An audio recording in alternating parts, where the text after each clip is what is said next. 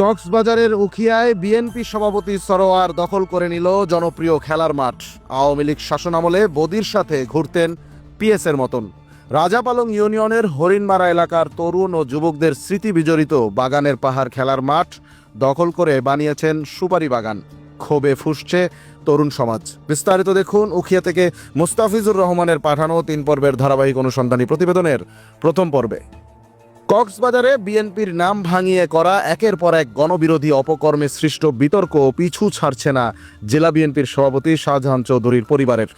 শাহজাহান চৌধুরী কর্তৃক মাদক কারবারিদের টাকার বিনিময়ে দলে ফেরানো, ভাতিজা সাদমান জামি চৌধুরী কর্তৃক চাল চুরি কাণ্ডের পর এবার নতুন করে জনপ্রিয় একটি খেলার মাঠ দখল করে আলোচনায় এসেছেন শাহজাহান চৌধুরীরই আরেক ভাই উখিয়া উপজেলা বিএনপির আহ্বায়ক সরোয়ার জাহান চৌধুরী।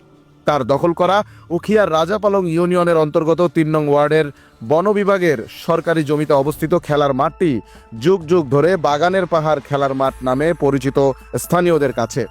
এখানে স্থানীয় এবং দূর দূরান্ত থেকে কিশোর ও তরুণরা ফুটবল, ক্রিকেট সহ নানামুখী খেলাধুলা আয়োজন করত। জমজমাটভাবে আয়োজিত হতো অসংখ্য টুর্নামেন্ট। এই মাঠটি ঘিরে হাজার হাজার স্থানীয় যুবক, তরুণ ও কিশোরদের স্মৃতি জড়িয়ে আছে। কিন্তু অবশেষে এই মাঠটিও রক্ষা পেল না সরোয়ার জাহান চৌধুরীর কুনজর থেকে।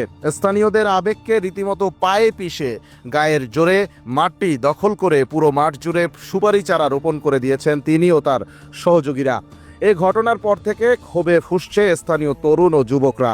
সামাজিক যোগাযোগ মাধ্যমে উঠেছে প্রতিবাদের ঝড়।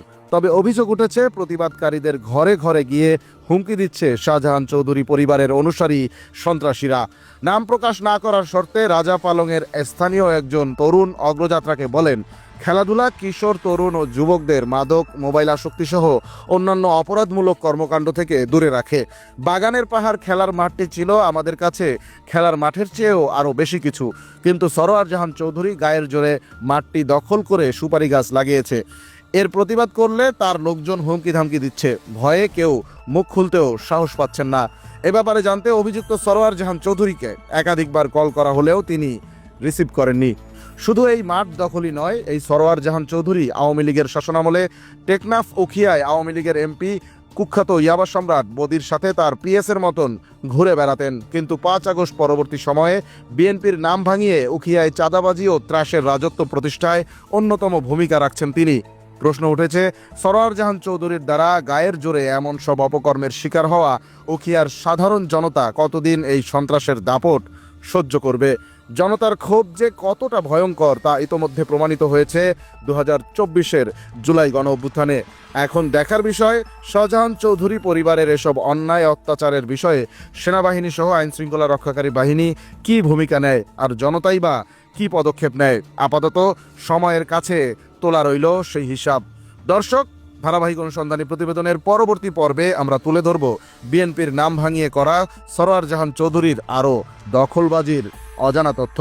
চোখ রাখুন অগ্রযাত্রায়।